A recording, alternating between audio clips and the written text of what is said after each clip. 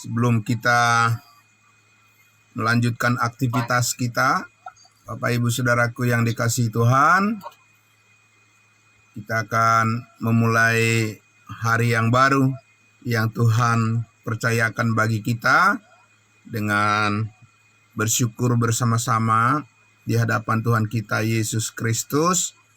Dan untuk itu kita akan bersama-sama kembali menyimak firman yang menguatkan iman kita semua. Mari kita berdoa menyambutnya. Bapa di dalam surga, terima kasih ya Tuhan. Kami sangat bersyukur ya Bapa di surga atas kebaikan-Mu ya Tuhan, kasih karunia-Mu yang terus membimbing hati dan pikiran kami agar setiap hari kami boleh mempersembahkan tubuh kami yang telah Engkau tebus dengan harga yang lunas dibayar. Untuk memuliakan-Mu ya Bapa, kami harus memberikan hati dan pikiran kami diterangi oleh setiap firman kasih karunia yang menyentuh kehidupan kami untuk senantiasa siap meresponi segala kehendak-Mu untuk kami memuliakan Engkau di dalam segala perkara dalam kehidupan kami ini. Terima kasih Bapa, ini hari pertama dalam minggu ini, kembali kami bersama-sama menyerahkan diri kami untuk dibentuk oleh Tuhan lagi. Dan lebih lagi Tuhan, dalam satu minggu ini kami akan dipenuhi oleh kebenaran kasih karunia-Mu. Terima kasih Bapa, kami sambut firman kebenaran-Mu, firman rahasia. Di dalam nama Tuhan Yesus kami berdoa. Amin. Puji Tuhan. Baik, Bapak Ibu Saudaraku yang dikasihi Tuhan Yesus, kita sangat bersyukur pagi hari ini kembali lagi kita diingatkan oleh firman Tuhan dari kitab yang sangat mulia, kitab yang sangat memberkati kehidupan kita oleh karena kita belajar dari kitab Efesus tentang diri kita sebagai tubuh Kristus, bagaimana kita seharusnya di hadapan Allah, bagaimana kita sebagai tubuh Kristus melihat keadaan hidup kita yang baru saat ini. Dan kita sudah sampai di pasal 2, namun kita masih akan meneruskan apa yang sudah kita pelajari beberapa hari yang lalu tentang hidup kita yang saat ini telah dibangkitkan bersama-sama dengan Kristus Yesus Tuhan kita. Hidup yang terus bergerak ya dengan ketaatan yang mengarah terus kepada pimpinan daripada Roh Kudus. Nah, untuk itu saudara-saudaraku, saya akan membacakan sekali lagi kalimat firman Tuhan yang sangat luar biasa. Saya akan membacakan di ayatnya yang pertama 4 dan 5 ya, dari Efesus pasal 2. Demikian firman Tuhan. Kamu dahulu sudah mati karena pelanggaran dan dosa-dosamu. Tetapi Allah yang kaya dengan rahmat oleh karena kasih-Nya yang besar yang dilimpahkannya kepada kita, telah menghidupkan kita bersama-sama dengan Kristus, sekalipun kita telah mati oleh kesalahan-kesalahan kita. Oleh kasih karunia kamu diselamatkan. Saudara-saudaraku yang dikasihi Tuhan Yesus, kita akan terus memperdalam pengertian kita dan akan memperluas pemahaman kita tentang makna daripada mati dan bangkit, mati karena pelanggaran dan dosa-dosa kita, karena kita terhubung dengan Adam yang pertama. Jadi, saudaraku yang dikasihi Tuhan Yesus, pernyataan tentang kematian secara rohani ini mencuat kembali lebih kuat lagi, lebih digaungkan lagi oleh Rasul Paulus setelah menerima pewahyuan yang baru dari Tuhan Yesus yang sudah naik ke surga, duduk di sebelah kanan Allah Bapa sebagai Adam yang terakhir, yaitu roh yang menghidupkan, bukan lagi daging, ya, tetapi posisi Yesus yang sudah menjadi roh yang menghidupkan. Nah, Bapak Ibu Saudaraku yang dikasihi Tuhan Yesus, ini sangat menarik kita cermati supaya kita bisa memahami ya bagaimana kita yakin bahwa Tuhan akan lebih memakai setiap pribadi kita maupun di dalam komunitas kita sebagai tubuh Kristus untuk berkarya di hadapannya, berkarya untuk kemuliaan nama Kristus.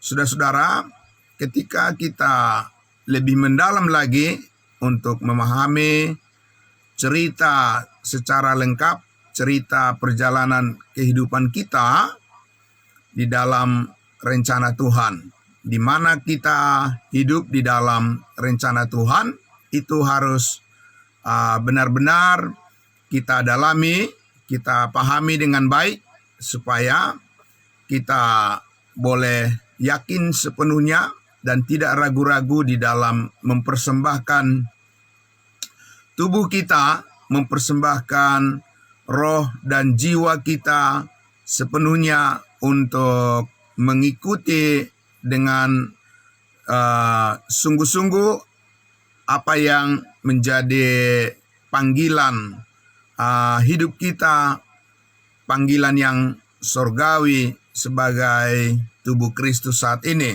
Nah, namun Bapak Ibu Saudaraku yang dikasihi Tuhan Yesus, ketika kita membandingkan dengan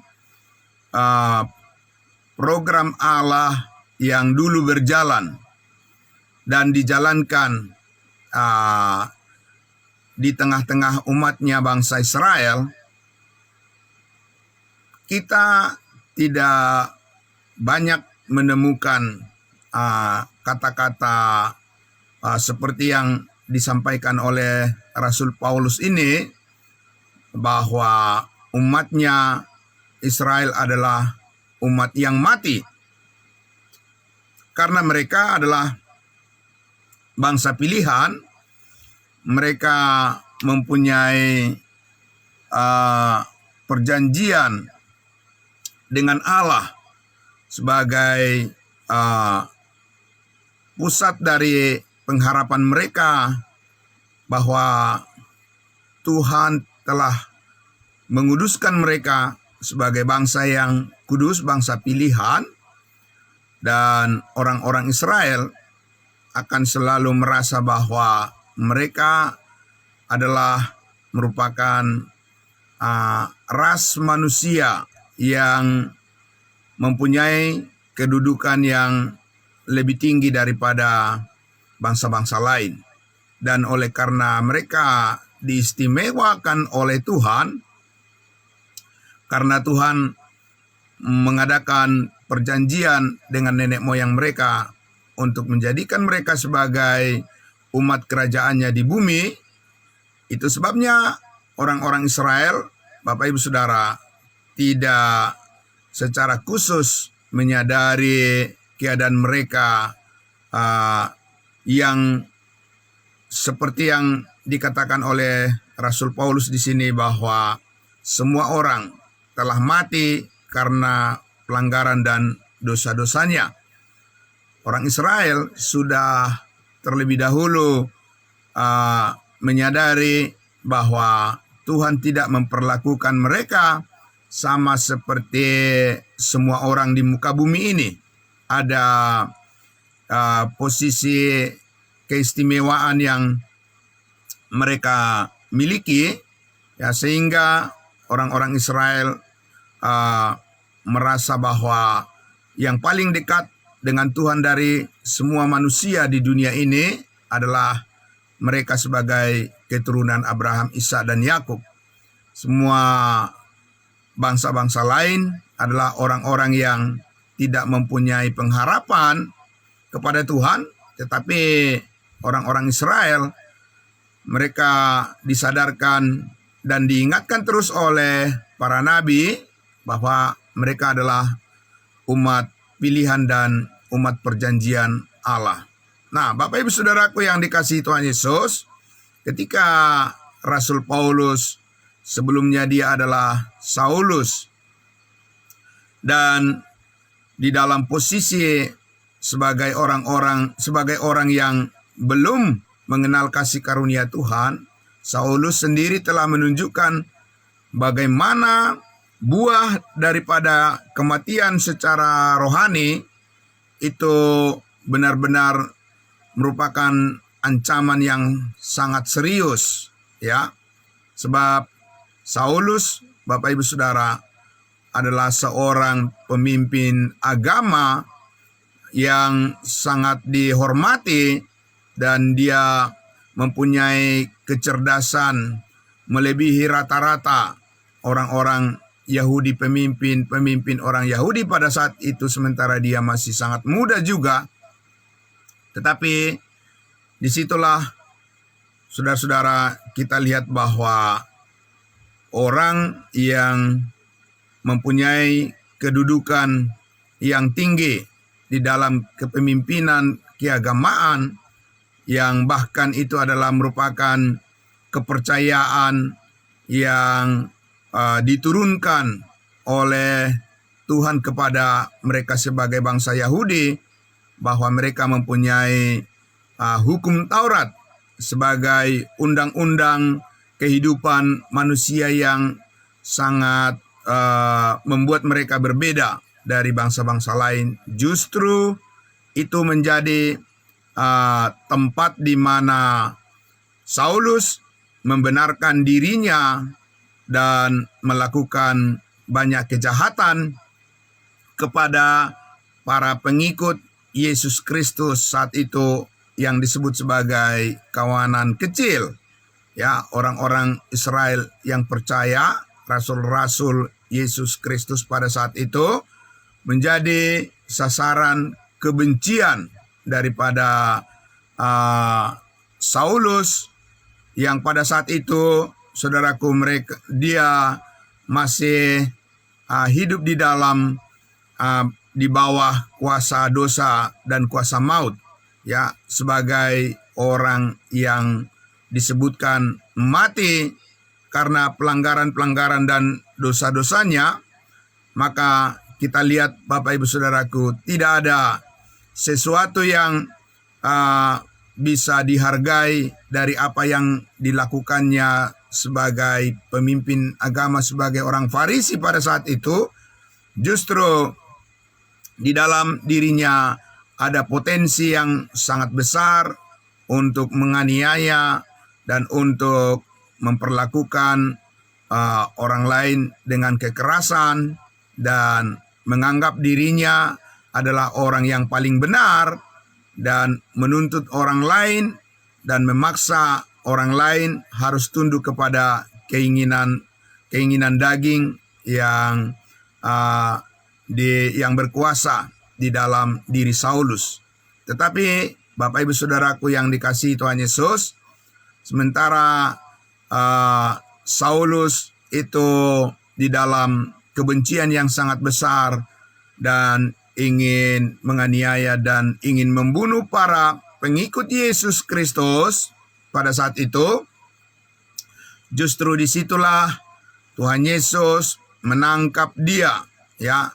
Tuhan Yesus menyatakan dirinya, ya, dan memperlihatkan dirinya kepada Saulus, bahwa Saulus di dalam kebenciannya yang berapi-api ingin membunuh para pengikut Yesus Kristus, justru disitulah Allah menyatakan damai yang sesungguhnya.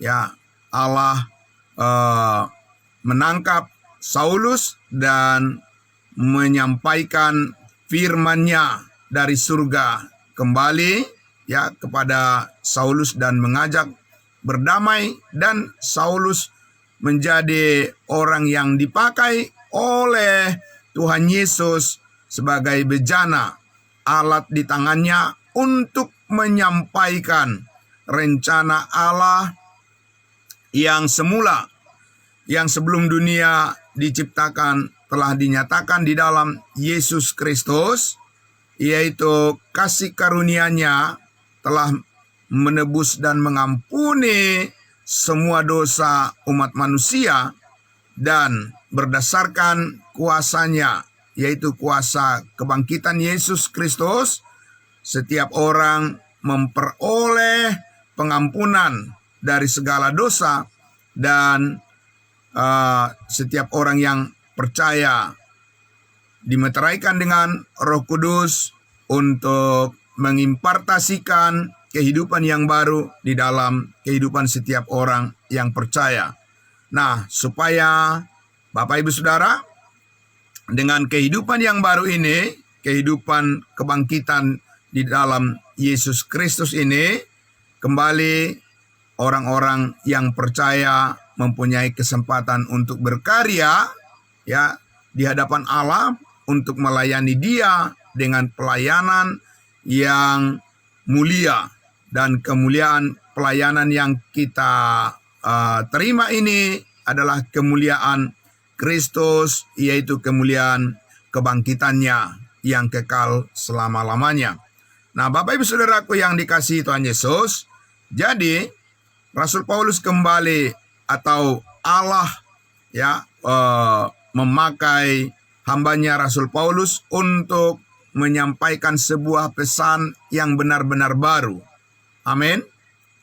Dan pesan dari Tuhan Yesus ini benar-benar baru dan berbeda dengan pesan-pesan yang telah diterima oleh bangsa Israel dari nabi-nabi perjanjian lama dan dari 12 rasul, bahkan ketika Yesus ada di bumi bersama-sama dengan mereka, dengan umatnya Israel, mereka belum pernah mendengar tentang rancangan Allah seperti yang dinyatakan oleh Yesus Kristus kepada dan melalui Rasul Paulus. Dan rancangan kehidupan manusia baru yang berkaitan dengan posisi kita yang surgawi sebagai tubuh Kristus. Ingat Bapak Ibu Saudaraku yang dikasihi Tuhan Yesus, orang Israel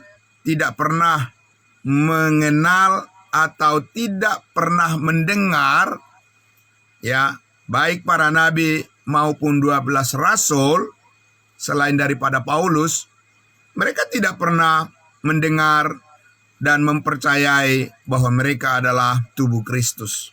Yang mereka kenal, yang mereka tahu adalah mereka adalah umat kerajaan Allah, umat kerajaan sorga di bumi. Dan karena memang itulah yang dijanjikan oleh Tuhan kepada mereka, dengan sendirinya mereka akan menyesuaikan pengharapan mereka dengan janji Tuhan berkaitan dengan bumi ini. Ya, sedangkan Rasul Paulus menerima pewahyuan yang baru, mengatakan bahwa kewargaan kita adalah di dalam sorga, dan pengharapan kita pada akhirnya adalah menantikan Yesus di awan-awan, kedatangannya yang rahasia, dan bukan menantikan kedatangan Yesus yang kedua kali di bumi ini. Karena itu adalah merupakan dasar pengharapan yang berbeda dari Tuhan yang satu, ya, Tuhannya bukan dua, Bapak Ibu Saudara. Tuhannya satu, Yesus Kristus, Allah yang Esa. Tetapi Tuhan itu mempunyai rencana dengan dua sisi. Satu sisi bagi bangsa Israel sebagai umat kerajaannya di bumi, dan satu sisi yang lain, ya, seperti satu mata koin dengan dua sisi, ya, yang sah. Bapak Ibu Saudaraku, kita juga adalah merupakan umat Allah, keluarga Allah. Kita juga adalah orang-orang kudusnya Tuhan, tetapi kita adalah tubuh Kristus sebagai satu entitas yang baru, ya, yang berbeda dengan apa yang telah dilakukan oleh Allah kepada umatnya Israel. Adalah hal yang sangat berbeda yang dilakukan kepada kita, sebab kita adalah bangsa-bangsa lain yang dulu tidak mempunyai pengharapan, tidak ada perjanjian. Kita bukan orang Israel, keturunan Abraham, Ishak, dan Yakub, dan kita tidak mempunyai satu cerita melalui nenek moyang kita sebagai tempat di mana kita mengharapkan apa yang berkat yang Tuhan berikan adalah benar-benar ini kepada kita sebagai bangsa-bangsa lain adalah murni karena kasih karunia Tuhan melalui, ya, pengorbanan, kematian, penguburan, dan bahkan kebangkitan daripada Yesus Kristus Tuhan kita. Nah, Bapak Ibu Saudaraku yang dikasihi Tuhan Yesus, jadi dulu kita yang mati, ya, yang vakum, ya. Kalau bangsa Israel, Bapak Ibu Saudara, mereka tidak bisa dikatakan vakum, ya.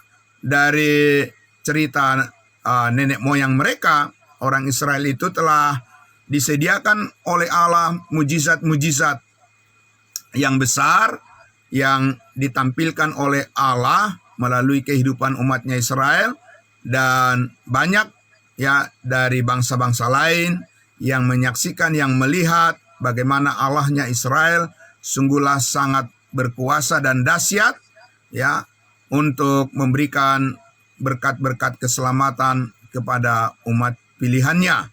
Nah, namun Bapak Ibu Saudaraku, sementara kita dalam cerita, dalam sejarah kehidupan sebagai bagian dari etnis atau ras manusia, suku-suku yang berasal dari bangsa-bangsa lain, sementara dari dulu, ya, kita adalah orang-orang yang vakum, tidak mempunyai hubungan dengan Tuhan, ya, dan tidak mempunyai karya yang berkenan kepada Tuhan, melainkan bangsa-bangsa lain itu berjalan di dalam keinginan daging menurut pikiran yang sia-sia.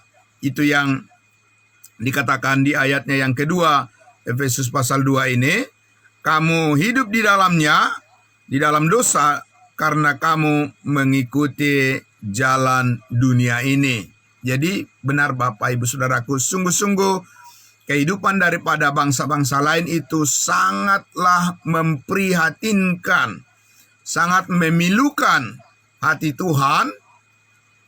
Sementara bangsa Israel menjadi prioritas daripada Tuhan, ya, di dalam urusannya kepada manusia.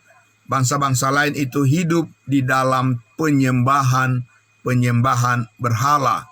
Itu sebabnya Bapak Ibu Saudara tidak heran, ya, kalau saat ini berbagai macam agama dan kepercayaan yang dianut oleh manusia di berbagai belahan bumi, ya, di berbagai belahan di dunia ini, di berbagai benua, pulau-pulau, dan tempat-tempat di seluruh penjuru bumi ini ada keyakinan yang mereka ciptakan sebagai cara mereka untuk membenarkan diri mereka sendiri. Bapak Ibu Saudaraku, itu siapa yang meng-create? Siapa yang menciptakan? Itu karya siapa, Bapak Ibu Saudara? Sehingga manusia bisa berkelompok menciptakan sebuah keyakinan yang didasarkan pada keinginan mereka sendiri.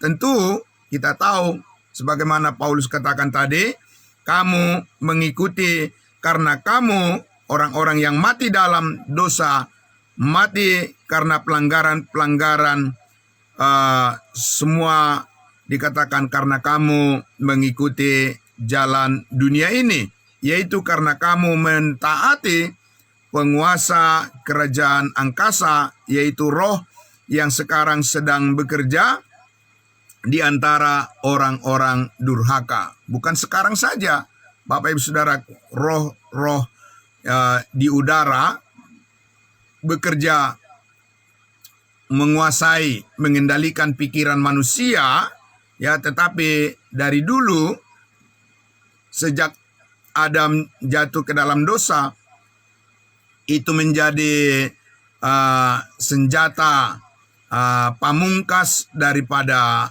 iblis untuk menyesatkan semua manusia, yaitu adalah melalui pikiran yang disesatkan oleh setan, oleh iblis, di mana manusia yang mati secara rohani hanya berpotensi untuk melakukan dosa. Tidak ada di dalam dirinya satu kemampuan untuk berelasi dengan Tuhan di dalam sebuah kekudusan yang sesungguhnya, yang berkenan kepada Allah. Tetapi saudaraku yang dikasihi Tuhan Yesus, sekarang kita telah mendengarkan berita kabar baik, kabar sukacita, berita Injil keselamatan, Injil kasih karunia Allah yang telah memperhitungkan kita di dalam kuasa kebenaran Injil yang menyatakan kebaikan Tuhan melalui kematian Yesus Kristus Tuhan kita, penguburan dan kebangkitannya. Kita mendapatkan kasih karunia Tuhan yang sempurna. Amin. Kita mendengarkan bahwa Tuhan tidak memperhitungkan lagi dosa-dosa dan pelanggaran kita, tetapi telah membangkitkan kita dengan kebangkitan rohani bersama dengan Yesus Kristus di dalam sebuah kuasa kekudusan hidup. Amin. Sebuah kuasa kekudusan hidup di dalam Yesus Kristus. Saudara dan saya sekarang mempunyai satu kesempatan yang besar dengan potensi kapasitas kehidupan yang baru di dalam Yesus Kristus. Saudara dan saya mempunyai satu pengalaman hidup yang baru bersama dengan Yesus Kristus, dan kita sudah lihat Bapak Ibu Saudara bagaimana kita memaknai dari kata kebangkitan. Amin. Kebangkitan Yesus Kristus dari antara orang mati. Bapak Ibu Saudara, ketika Yesus mengalami kebangkitannya dari tubuhnya dari tubuh yang lama, tubuh yang duniawi, dan berubah menjadi tubuh yang sorgawi. Kira-kira Bapak Ibu Saudara, berapa lama Yesus Kristus mengalami proses perubahan dari keadaan yang lama kepada keadaan yang baru, kehidupan yang dengan tubuh yang baru. Bapak Ibu Saudaraku yang dikasihi Tuhan Yesus, disitulah kita memahami lebih dalam lagi arti daripada kebangkitan. Amin. Nah, kebangkitan itu Bapak Ibu Saudaraku yang Yesus alami, saudaraku, kita telah melihat di dalam 1 Korintus pasal 15, kalau kita baca di situ dikatakan bahwa suatu saat ya tubuh kita akan dibangkitkan ya dengan tubuh yang baru sama seperti tubuh Kristus yang mulia, dan dalam sekejap mata kita akan diangkat bertemu dengan Tuhan di awan-awan. Dalam sekejap mata, Bapak Ibu Saudara. Itu artinya apa? Makna daripada kebangkitan itu adalah merupakan suatu proses yang sangat cepat sekali. Ya, makanya Bapak Ibu Saudara, kalau kita baca di dalam Alkitab yang terjemahan di dalam Alkitab yang berbahasa Inggris dalam King James Version, ya, Efesus pasal 2 ayatnya yang keempat itu, Bapak Ibu Saudara, ya, di pasal 2 ayat 1 dulu, ya, karena dalam Alkitab yang berbahasa Indonesia tidak persis mengambil kata-kata yang seharusnya, Bapak Ibu Saudaraku. Di situ dikatakan quickening. Ya, quickening itu adalah dengan cepat, Bapak Ibu Saudaraku, ya, dibangkitkan.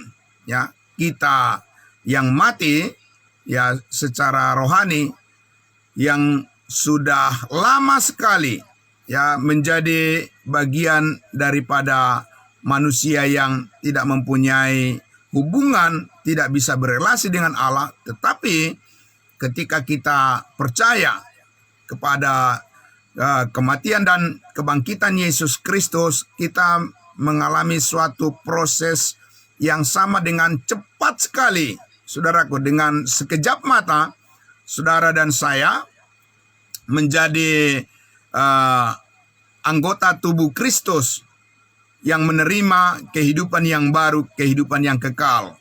Itu kita pahami juga sebagai keselamatan kita ketika kita percaya dan dimeteraikan dengan Roh Kudus. Amin. Jadi Bapak Ibu Saudaraku, benar-benar ada kuasa yang sangat besar ya yang ditaruh oleh Allah di dalam diri kita untuk kita bisa yakin sepenuhnya bahwa saudara dan saya pasti bisa hidup berubah menjadi jauh lebih baik, karena kita melihat ini adalah pekerjaan Tuhan di dalam diri kita. Amin. Dan pertama-tama perubahan yang bisa kita rasakan, yang kita alami adalah bahwa kita mempunyai keberanian untuk bersaksi bahwa semua dosa kita telah diampuni oleh Tuhan. Dan kapan saja kita meninggalkan dunia ini, kita sudah dijamin pasti diselamatkan masuk surga satu kali untuk selama-lamanya. Amin. Bapak Ibu Saudaraku, orang-orang yang masih belum percaya bahwa semua dosanya telah diampuni oleh Tuhan Yesus melalui penebusannya di atas kayu salib, akan tetap menjadi orang yang ragu-ragu dan tidak berani bersaksi tentang kepastian keselamatan hidup yang kekal yang dimilikinya, karena dosa akan mendakwa. Ya, dosa itu membawa ketakutan. Ya, dosa itu menularkan kekhawatiran ya di dalam hati manusia untuk mengatakan bahwa dia benar-benar sudah memiliki kepastian keselamatan hidup yang kekal, karena mereka tidak mempunyai dasar pengetahuan yang benar untuk hal itu, sehingga ya dengan sendirinya itu kita bisa lihat, bisa kita dengar ya, terlalu sedikit orang yang mempercayai alasan tentang keselamatan hidup yang kekal karena pengampunan segala dosa sekali untuk selama-lamanya. Dan saudara dan saya sudah menjadi bagian dari kehidupan itu, sebab disitulah ya nafas ya nyawa yang dimiliki oleh Yesus Kristus, yaitu nafas kebangkitannya, ya, nafas yang panjang untuk selama-lamanya, hidup selama-lamanya, diberikan oleh Yesus Kristus kepada saudara dan saya, di-share, dibagikan kepada kita sebagai sebuah potensi kehidupan yang baru untuk kita boleh yakin dan kita percaya bahwa kita, Bapak Ibu Saudaraku, adalah orang-orang yang paling beruntung. Kita adalah bagian dari orang-orang yang sangat beruntung di dalam kehidupan ini, sebab kita tahu pengharapan kita di dalam Yesus Kristus, kita tidak akan binasa lagi. Amin. Nah, Bapak Ibu Saudaraku yang dikasihi Tuhan Yesus, oleh karena itulah saudaraku, ya setiap orang percaya, setiap orang-orang kudusnya Tuhan harus menyadari bahwa nafas yang panjang ini, ingat Bapak Ibu Saudaraku, ya kalau nafas kehidupan yang kita warisi dari Adam yang berdosa, itu nafas pendek, Bapak Ibu Saudara. Nafas kita bahkan bisa sesak napas, ya itu adalah nafas yang kita bawa karena kita terhubung dengan Adam yang pertama, Adam yang berdosa. Tapi saudara dan saya sekarang mempunyai nafas yang panjang, ya yang kekal, karena kita mewarisi, mendapatkan itu dari kasih karunia Tuhan yang diberikan oleh Adam yang terakhir, yaitu Yesus Kristus, Roh yang menghidupkan. Amin.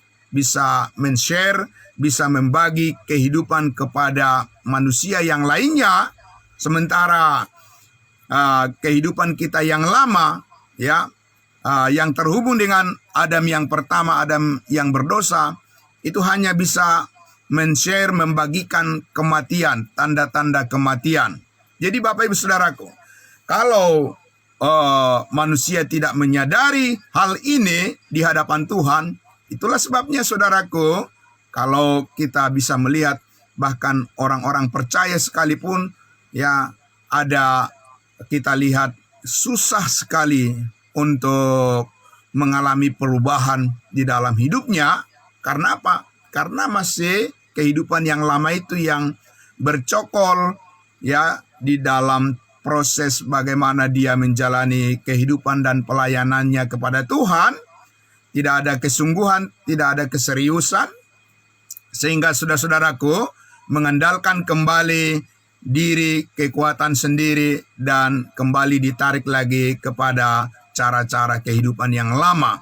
Nah, itulah sebabnya saudaraku, kita selalu rindu untuk belajar terus mendengarkan firman Tuhan, firman kasih karunia yang dibagi dengan tepat, karena itu adalah merupakan sentuhan-sentuhan yang menghidupkan atau yang meningkatkan, ya, kinerja daripada manusia baru, ya, yang adalah kehidupan kita yang sesungguhnya di hadapan Allah, untuk selalu menyadarkan kita, Bapak Ibu Saudaraku yang dikasihi Tuhan Yesus, bahwa kita adalah orang-orang yang telah dihidupkan oleh Allah bersama-sama dengan Yesus Kristus, dan sementara kita menjalani kehidupan kita yang baru bersama dengan Kristus dan kita sebagai tubuh Kristus, saudara-saudara dan saya harus terus dilatih untuk menjadi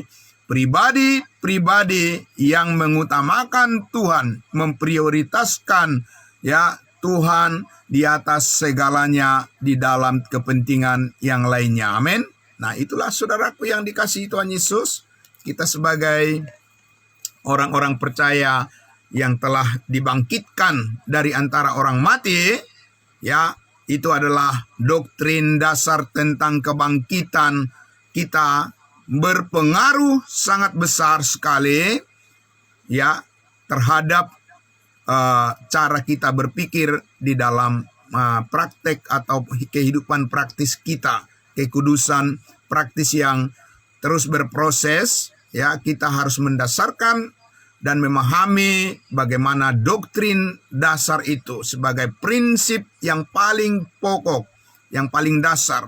Oleh karena kita telah dibangkitkan bersama-sama dengan Kristuslah, maka pikiran-pikiran kita pun menjadi siap dan mempunyai kapasitas untuk meyakini bahwa kita pasti akan menjadi lebih baik dari hari ke hari di dalam pembentukan Tuhan atas kehidupan kita yang mulia ini menjadi serupa dengan Kristus yang mulia, segambar dengan Yesus Kristus sebagai kepala tubuh, dan kita adalah anggota-anggotanya. Amin.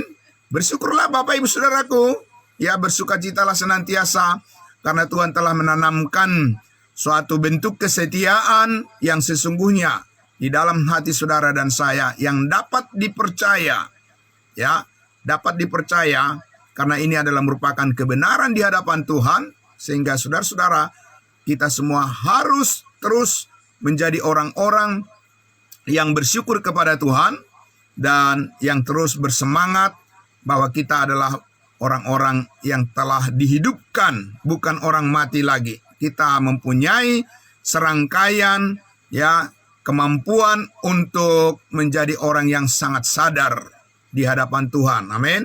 Karena kita bukan orang mati, tapi kita adalah orang yang hidup di hadapan Allah dengan berbagai kesadaran, kepekaan di dalam diri kita, terus dibangkitkan oleh Roh Kudus supaya kita mengerti apa yang harus kita perbuat, ya, setiap hari, setiap saat, sungguh-sungguh seperti untuk Tuhan dan bukan karena manusia. Amin.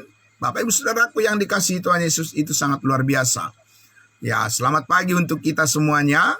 Ya, tetap setia melakukan pekerjaan yang Tuhan percayakan kepada kita masing-masing dengan selalu menaruh di dalam hati kita. Kita selalu sadar bahwa ada penyertaan Tuhan yang terus memberkati setiap pekerjaan dan apapun yang kita lakukan. Dan berdoalah supaya semakin banyak orang yang bisa terbuka hatinya mendengarkan kesaksian-kesaksian kita tentang kasih karunia Allah yang sangat luar biasa ini. Amin. Mari kita berdoa. Bapa dalam surga, terima kasih. Kami sangat bersyukur ya Tuhan, kami boleh mendapatkan, kami bisa memperoleh anugerah Tuhan yang sangat besar dalam hidup kami. Pertama-tama Engkau telah memberikan keselamatan hidup yang kekal bagi kami sekali untuk selama-lamanya, sebagai pertanda sekaligus untuk menyadarkan kami bahwa kami mempunyai hubungan yang indah, hubungan yang sejuk, hubungan yang permanen, oleh karena kasih Allah di dalam Yesus Kristus telah dicurahkan di dalam kehidupan kami, dan kami adalah orang-orang kudus-Mu, kami adalah anak-anak Tuhan, kami adalah bagian yang menetap, bagian daripada kehidupan Kristus, kami adalah anggota-anggota keluarga Allah yang sangat dikasihi, dan kami pasti bisa berkarya di dalam kehidupan kami untuk menjadi berkat, saluran berkat bagi banyak orang. Terima kasih Bapa dalam surga. Kami bersyukur untuk semuanya ini. Diberkatilah semua saudara-saudara kami yang berkomitmen dan menjaga integritas kehidupan kami yang baru ini di hadapan Tuhan, untuk senantiasa kami menjadi orang-orang yang bertanggung jawab, dipenuhi dengan sukacita dan damai sejahtera untuk mengerjakan segala sesuatu seperti untuk Tuhan dan bukan untuk manusia lagi. Kami percaya ini adalah berkat kami yang sangat luar biasa, dan kami ingin bertekun di dalam iman.